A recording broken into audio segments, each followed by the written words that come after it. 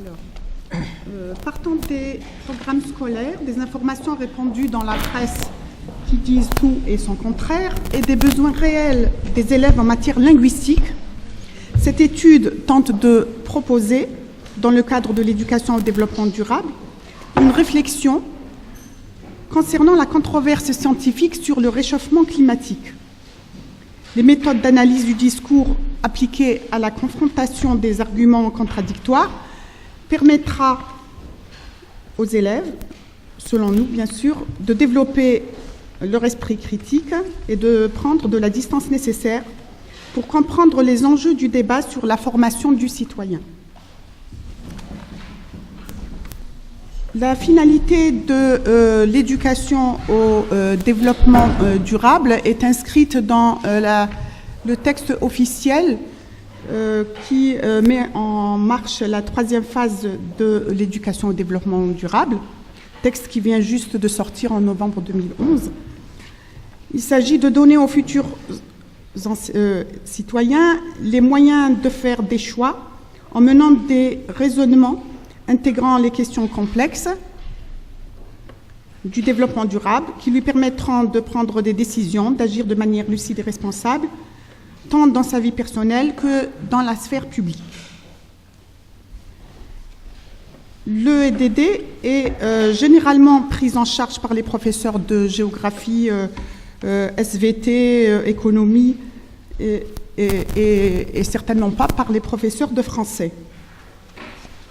Pourtant, la transversalité de l'outil linguistique permet de mener à bien le raisonnement sur le développement durable. D'après le socle commun des connaissances et des compétences,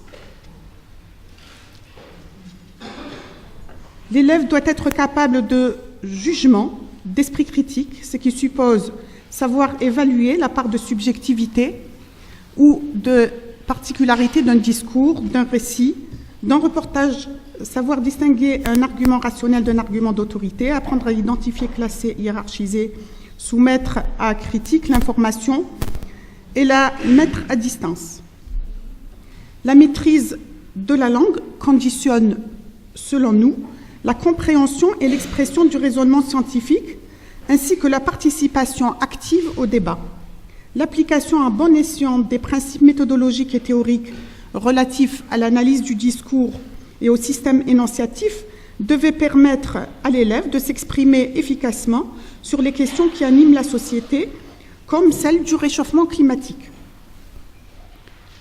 Le réchauffement climatique et bien sûr le financement pour en limiter les effets n'ont jamais cessé d'être des objets de divergence entre les États, mais aussi entre les scientifiques. Les pays comme la Chine, l'Inde, les États-Unis, lors de la conférence de Durban, ainsi que les ouvrages parus en 2010 de Claude Allègre, L'imposture climatique ou la fausse écologie, et son réquisitoire L'imposteur, c'est lui, écrit par Sylvestre Huet, ont fait l'objet de traitements médiatiques importants dont beaucoup d'acteurs scolaires en connaissance. Les élèves s'interrogent sur les désaccords et désirent comprendre le discours et participer au débat.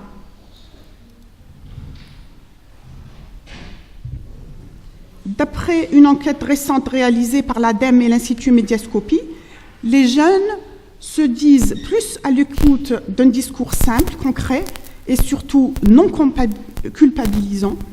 Ils se sentent prêts à y participer et enfin, ils sont avides de comprendre le monde. Donc, sans être une injonction à agir, l'EDD pourrait aider ces jeunes à comprendre les zones de controverse scientifique en développant l'appréhension des mots et des stratégies discursives. L'autonomie du citoyen éclairé, cherchant à faire sa propre opinion, passera ainsi par la conscience des enjeux discursifs, de la controverse et des stratégies argumentatives.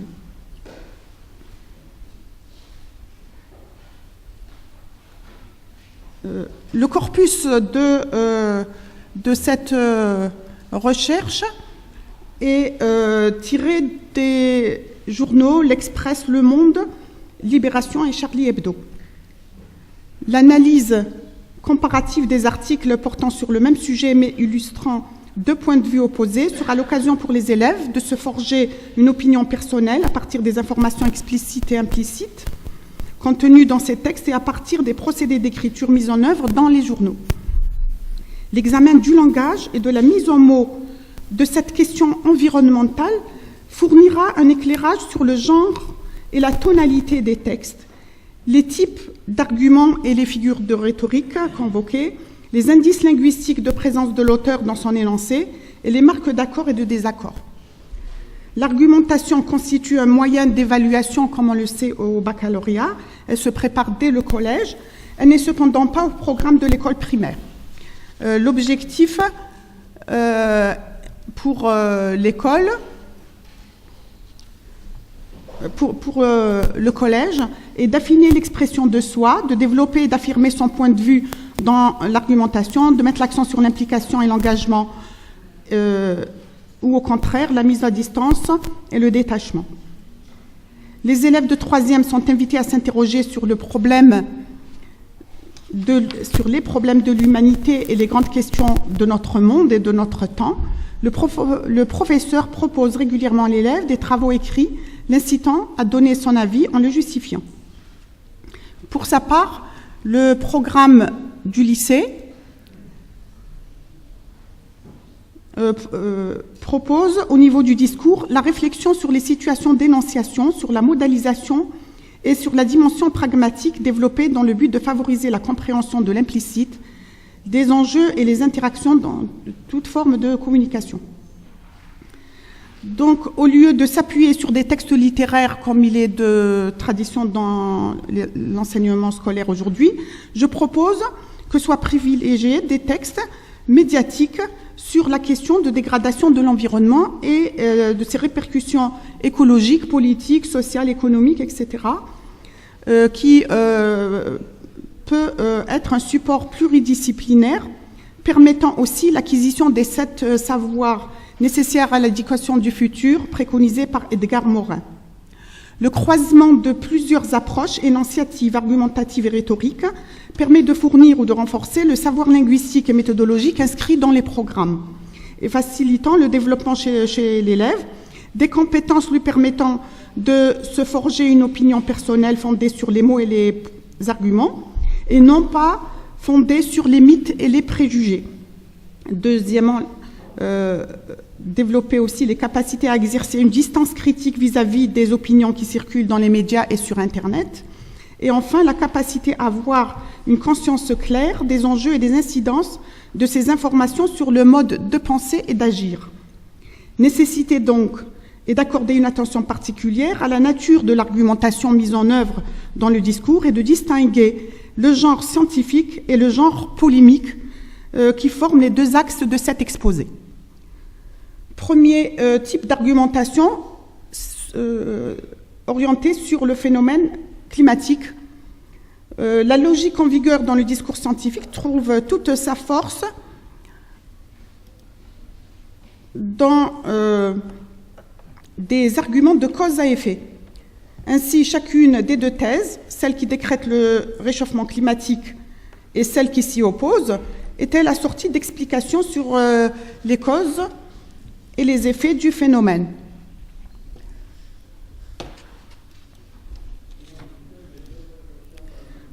Donc voilà, je présente un petit peu ce tableau où il est question d'effets, c'est-à-dire véracité ou non du réchauffement, les causes, humaines ou non humaines, et les conséquences réelles ou imaginaires sur la température, la mer, la glace, etc. Donc d'après les experts environnementaux, donc c'est cette colonne, la thèse du réchauffement, la responsabilité humaine est incontestable. Non seulement la prévision sur le réchauffement climatique est confirmée, mais aussi le phénomène s'aggrave de plus en plus. La montée des mers de 15 à 20 cm, et la dilatation thermique de l'océan 50%, la fonte des glaces 150 gigatonnes de glace depuis 15 ans, la hausse des niveaux de mer 10% sont devenus des phénomènes incontestables. Le réchauffement climatique est donc sans équivoque. Les glaciers de montagne déclinent, le niveau de mer s'élève plus rapidement qu'auparavant. En 2100, la température moyenne de la Terre sera augmentée de 1,8 à 4 degrés. Le niveau des océans sera élevé de 28 à 43 cm, voire plus. D'ici là, des épisodes climatiques extrêmes, tels que la canicule et la sécheresse, se produiront de plus en plus. Et dans un avenir proche, une réduction de la couverture nuageuse, une plus grande fréquence de vagues de chaleur et d'événements à forte précipitation, des cyclones à plus forte intensité. D'après ces prévisions, l'augmentation de la température prévue entre 2 à 4,5 pourrait être supérieure justement à 4,5, voire arriver jusqu'à 6,4 degrés. Alors pour la deuxième thèse, la thèse climato-sceptique, celle de Claude Allègre, les changements actuels ne sont pas le signe d'un réchauffement global de la Terre et ne sont donc pas inquiétants. Les changements en cours relèvent plus d'une variabilité des phénomènes que d'un réchauffement global. Et donc la responsabilité du réchauffement actuel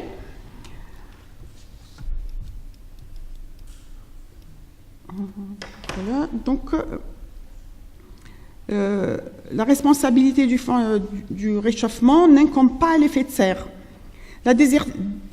La désertification est due à des mouvements tectoniques et non à l'effet de serre. Le changement climatique est caractérisé plus par de brusques fluctuations à la fois dans l'espace et dans le temps que par le réchauffement général. La cause de cette modification climatique est inconnue. Le climat est un phénomène capricieux, les théories météorologiques mathématiques le confirment. Le niveau de mer s'élève par dilatation thermique et sous l'effet de la fonte des glaces polaires de 2,5 mm par an, soit 25 cm en un siècle. La variabilité du climat ne permet pas de prédire l'avenir. Claude Allègre insiste sur le fait que les phénomènes extrêmes sont plus importants que le changement climatique, que l'influence du CO2 est négligeable. La disparition des calottes glaciaires du Groenland traduit enfin pour lui un phénomène local et non un réchauffement global. Donc, les spéculations intellectuelles sur le contenu écologique stricto sensu sont nécessaires pour faire avancer le savoir. Cependant, les échanges sur le climat sont loin d'être sereins et constructifs dans le corpus analysé. Ils participent de la polémique politico-médiatique. Le EDD ne vise pas à fournir aux élèves les moyens de vérifier si les informations sur le réchauffement sont exactes ou pas, ni de vérifier qui a tort ou qui a raison. En revanche, elle facilite l'analyse de l'enrobage linguistique des informations qui peut aider à comprendre comment s'opère le mélange des genres discursifs dans l'arène scientifico-politique. Et c'est l'objet de deuxième type d'argumentation orientée vers le dénigrement des adversaires et la démolition de leur discours. Je vais...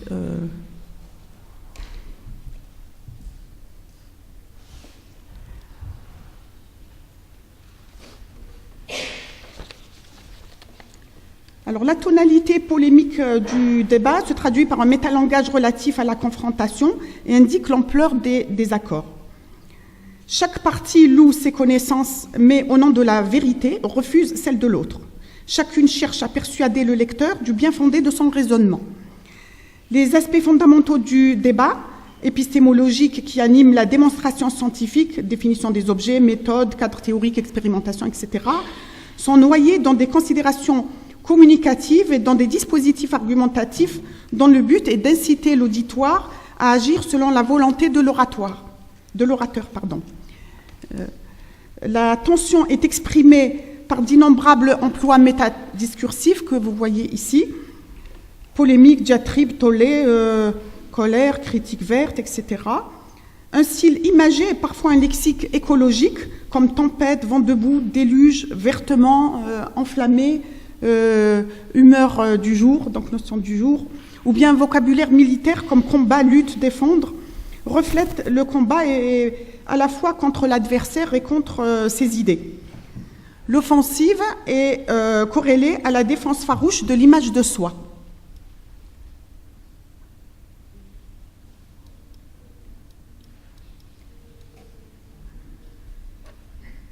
L'autoportrait éthotique et la présomption de soi apparaissent dans un grand nombre d'indices énonciatifs.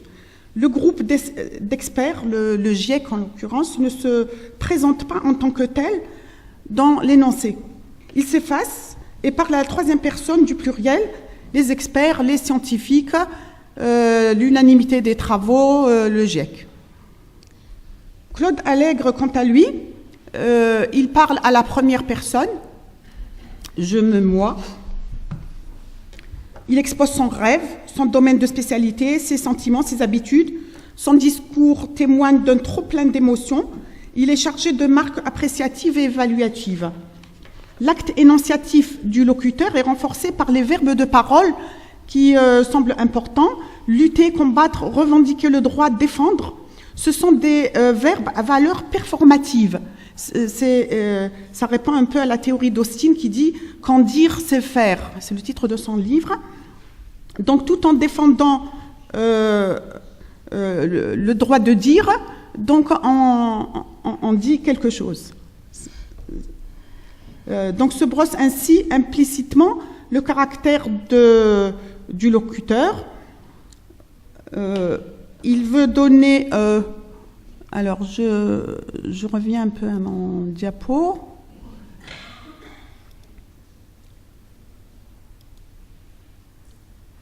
Donc, les verbes performatifs. La subjectivité énonciative. Pour le GIEC, pas de marque personnelle. Par contre, pour Allègre, l'éthos de l'image de soi qui se traduit par plusieurs phénomènes. Donc, il veut se présenter comme un scientifique rationnel qui revendique le droit de dire qu'il émet de doute. Donc, le doute, c'est quelque chose qui est un peu scientifique. Il revendique le droit de dire que j'ai mis des doutes, l'image d'un scientifique compétent qui juge les autres.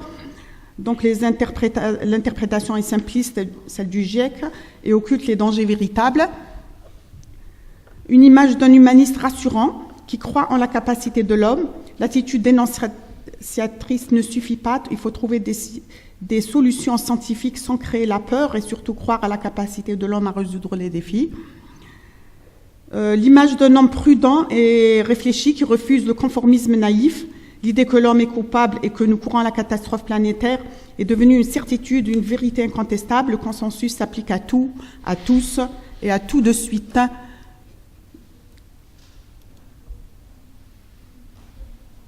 Voilà. Par ailleurs, la subjectivité dans le discours s'exprime par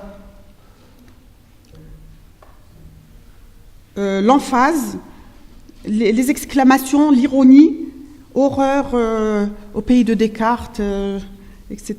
Par l'emploi d'oxymores, les oppositions de mots très opposés, le ton moqueur, sarcastique. La passion s'exprime également par des figures d'exagération, comme des répétitions, des insistances hyperboliques. Et toutes ces figures de style renforcent le dispositif argumentatif. Les appellatifs des alliés sont au contraire très élogieux dans les deux camps. L'étiquette scientifique est mise en avant comme argument d'autorité, mais les médias qui représentent le GIEC insistent davantage sur l'expression spécialiste du sujet, donc climatologue, et aussi sur le consensus général. Le GIEC, les collègues spécialistes du sujet, unanimité des scientifiques, qui font précisément défaut à leurs contradicteurs. Face à l'argument quantitatif, adhésion massive d'un collectif à stature internationale et un consensus général des climatologues, Claude Allègre privilégie le critère de qualité. Les adjectifs laudatifs sont attribués à ses alliés, le brillant météorologue Richard Lindzen, le grand Max Planck, les éminents glaciologues, qui lui servent d'appui car le prestige de leur statut rend son argumentation inattaquable et lui évite bien sûr de rester isolé. Donc toutes ces références servent donc davantage à la polémique qu'à l'évaluation ou à la certification des savoirs qui participent de plein droit dans l'avancée intellectuelle de la recherche et de la connaissance. Les désignations des adversaires participent, elles aussi, à la cristallisation du conflit. Alors, je remonte.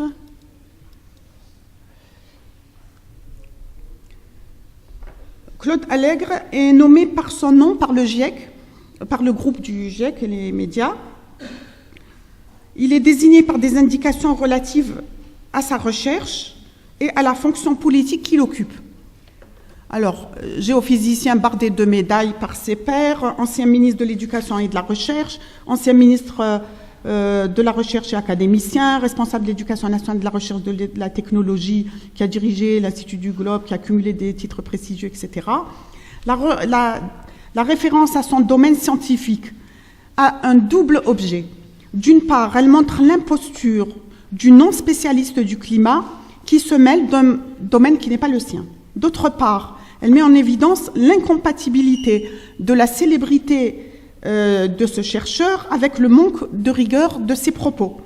Je cite, « Revendiquer le droit de doute dans les termes aussi généraux et ridicules de la part du scientifique qu'il est. » L'argumentation par l'absurde est mise en relief aussi dans les appellations politiques qui font appel à des périphrases assorties d'accumulation de groupes prépositionnels dont la surenchère lexicale traduit la passion dans le discours.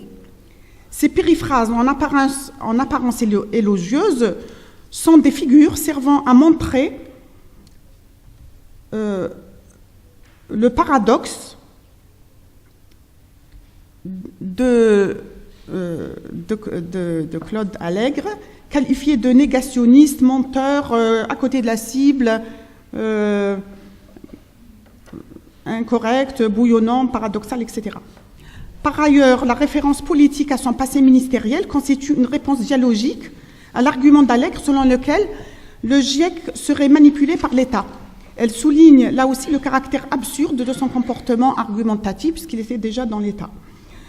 Pour sa part, Allègre fustige ses adversaires, il leur attribue des appellations injurieuses, les Cassandres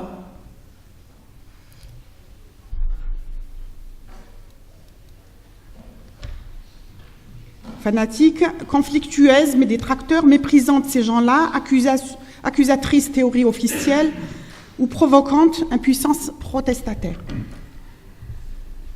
Ils dénigrent leur travail en attaquant leur attitude présumée inefficace et leur travail resté lettre morte.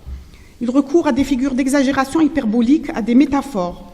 Les Cassandres du réchauffement auront du pain sur la planche pour faire avaler leurs incertitudes à nos compatriotes. Ils utilisent des euphémismes, l'ironie des guillemets par exemple pour l'adjectif officiel signifie que la vérité serait biaisée. Elle est déguisée par des considérations politiques qui auraient interféré dans leurs travaux.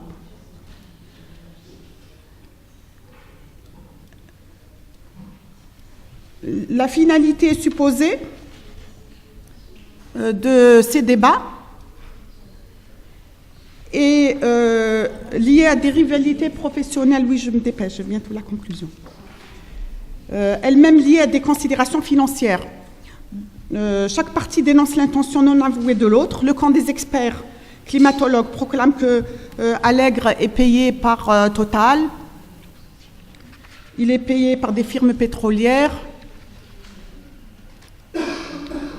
Donc je vous laisse lire les propos du GIEC. Et de l'autre côté, Allègre qui soutient que le GIEC défend ses intérêts personnels. Je cite Allègre dans son dictionnaire amoureux. Il dit que les scientifiques, ceux qui s'occupent de l'écologie et plus encore d'environnement, profitent outrageusement de la popularité des idées écologiques pour attirer vers eux crédit et honneur. On l'a vu à propos des sciences du climat en France, cette attitude agace, c'est un euphémisme. Les autres scientifiques, en particulier ceux qui travaillent dans des domaines voisins, refusent la corruption sociétale et médiatique. Alors, en vue d'une éducation au développement durable, la lecture d'un texte ainsi que le jugement autonome suppose de la part de l'élève un effort d'interprétation et d'appréciation de sa valeur informationnelle et non pas une réception passive. Une pleine attention à la lecture permet à l'élève de débusquer à travers les dits et les non-dits la visée argumentative et les techniques stylistiques et rhétoriques du discours. L'usage du vocabulaire dévalorisant, du ton satirique et caricatural qui amplifie les critiques avec des hyperboles et des figures rhétoriques de réfutation est révélateur de la polémique. Or, celle-ci n'a rien à voir avec la démonstration scientifique qui s'adresse à un auditoire universel et qui est incontestable. En somme, les discours analysés ne visent pas à établir la vérité au moyen de raisonnements probants, centrés sur l'objet. Ils cherchent à obtenir l'adhésion des lecteurs. Gagner la confiance de l'opinion nécessite la prise en compte des conditions psychiques et sociales de l'auditoire, faute de quoi elle serait sans objet. Il s'agit ici de générer la peur pour inciter à la précaution ou inversement rassurer face au danger pour plaire. Conclusion. Voilà. Deux types de discours s'affrontent, optimistes et réalistes ou alarmistes.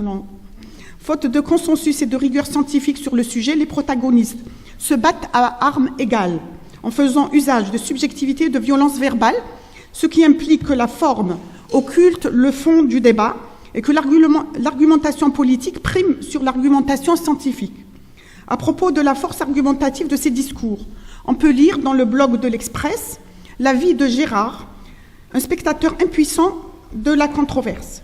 Je cite, « À force de lire et de relire, moi, le profane, je ne sais plus où j'en suis, je ne sais plus qui croire, je ne sais plus où est la vérité, je ne sais plus quoi faire. » Afin d'échapper à la situation de Gérard, les élèves sont invités en EDD à réfléchir aux mots et aux discours, à distinguer l'argumentation scientifique de l'argumentation politique, à mettre en correspondance le fond et la forme du débat et à appréhender les conflits d'intérêts sous-jacents. Dans la mesure où les savoirs écologiques et politiques passent obligatoirement par les mots et le discours, la maîtrise de la langue en EED est indispensable non seulement pour la compréhension du discours en classe, mais aussi pour le comportement citoyen de la vie d'adulte. L'élève capable de jugement, d'esprit critique, d'évaluation de la subjectivité énonciative, autrement dit capable de distinguer un argument rationnel d'un argument polémique et de prendre le recul critique nécessaire par rapport à une information en la mettant à distance, sera un citoyen éclairé et responsable. Merci de votre attention.